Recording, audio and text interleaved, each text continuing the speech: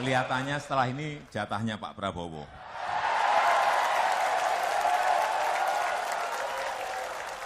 Berdasarkan survei yang sudah beredar, besar kemungkinan akan memenangkan kontestasi Pilpres dengan angka di atas 60%, jauh mengungguli lawan-lawannya. Baik Anies Baswedan sekalipun dengan komposisi cawapres siapa saja. Dengan perjodohan yang diperkuat hasil survei tersebut, nama Caimin absen alias terlempar dalam pusaran penjaringan nama capres potensial melalui metode survei itu. Senyampang itu keluarlah gertak bahwa dirinya akan membatalkan koalisi Gerindra dan PKB yang telah dideklarasikan. Yang waras tidak boleh mengalah terhadap mereka para pencoleng-pencoleng agama yang menjadikan agama sebagai alat politik.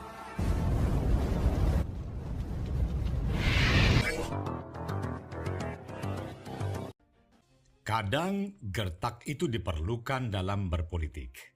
Ya, entah itu yang disebut gertak sambal alias gertak yang hanya untuk menakut-nakuti lian, atau gertak sungguhan dengan konsekuensi yang layak dipertimbangkan pihak yang terkena gertak. Sebab kalau tuntutan tidak dipenuhi, maka bangunan rencana yang sudah tersusun rapi akan berakhir berantakan. Dalam konteks inilah nyali Ketua Umum PKB Muhaimin Iskandar atau biasa disapa dengan Caimin sungguh luar biasa besar. Tidak tanggung-tanggung, Caimin mengancam mundur dari koalisi Gerindra PKB sampai desperado sekalipun. Ihwal ngambeknya Caimin bermula dari adanya kabar perjodohan antara Prabowo Subianto dengan Ganjar Pranowo, dua politikus yang digadang-gadang sebagai capres potensial karena memiliki elektabilitas tertinggi. Yang lebih memanaskan kuping Caimin, ini beredar desas-desus susulan bahwa Presiden Joko Widodo merestui perjodohan ini. Nah, sinyalemen ini dikuatkan dengan pernyataan Jokowi di HUT Perindo beberapa waktu yang sempat berucap, sekarang giliran Pak Prabowo dalam konteks Presiden Republik Indonesia setelah dirinya tidak menjabat lagi. Kelihatannya setelah ini jatahnya Pak Prabowo.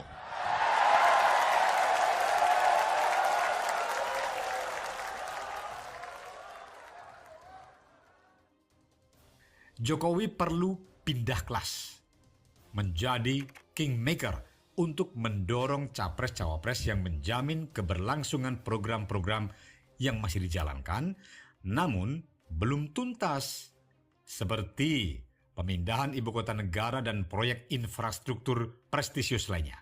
Itu sebagai contoh kecil saja.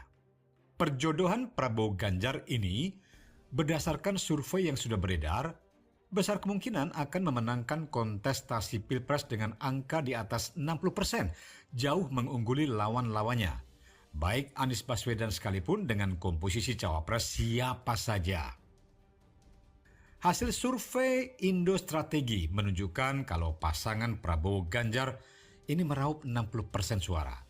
Dengan besaran angka ini, niscaya Pilpres hanya berjalan satu putaran karena telah memenuhi rumus 50% plus 1. Nah, survei Indo Strategi itu dilangsungkan periode 27 Oktober sampai 5 November 2022 dengan jumlah responden 1.230 orang berusia 17 tahun ke atas. Responden tersebar di 34 provinsi di Indonesia, di mana margin of error berada di 2,83% dengan tingkat kepercayaan 95%. Dalam 4 simulasi pasangan capres dan cawapres yang diambil, Prabowo Ganjar paling tinggi, yakni 60,3%. Di bawahnya pasangan Anies Baswedan Agus Harimurti Yudhoyono alias AHY dengan 29,6%, sedangkan sisanya tidak terjawab. Dengan perjodohan yang diperkuat hasil survei tersebut, nama Caimin absen alias terlempar dalam pusaran penjaringan nama capres potensial melalui metode survei itu. Senyampang itu keluarlah gertak bahwa dirinya akan membatalkan koalisi Gerindra dan PKB yang telah dideklarasikan.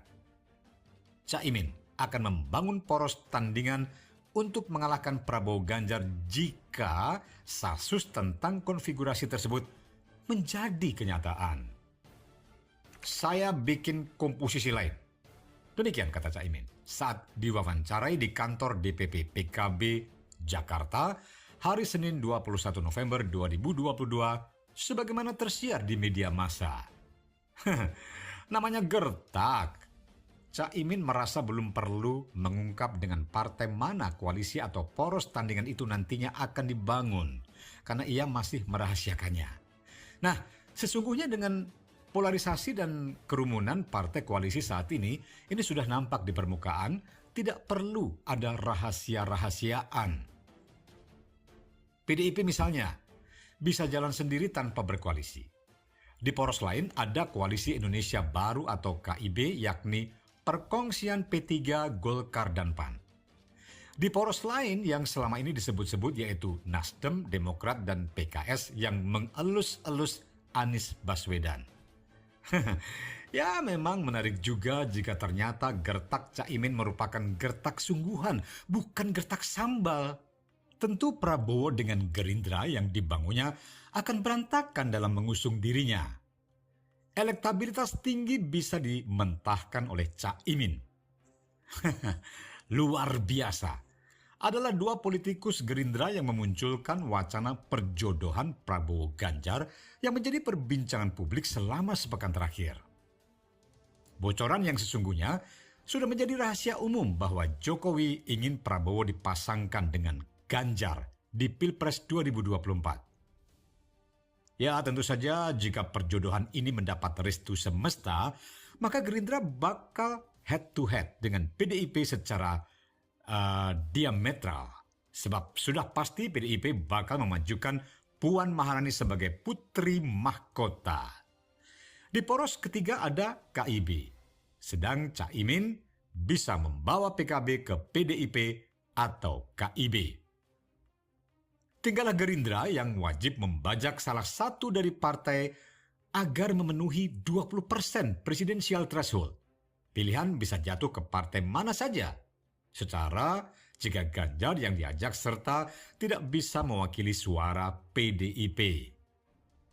Bukti lain menguatnya perjodohan Prabowo Ganjar adalah pertemuan Prabowo dengan relawan Jokowi yang diwakili oleh Ketum Projo Ari Budi di Kertanegara di saat Caimin belum berhasrat menurunkan ambisinya sebagai cawapres dari capres yang selama ini sengaja dibiarkan melekat sebagai instrumen posisi tawar.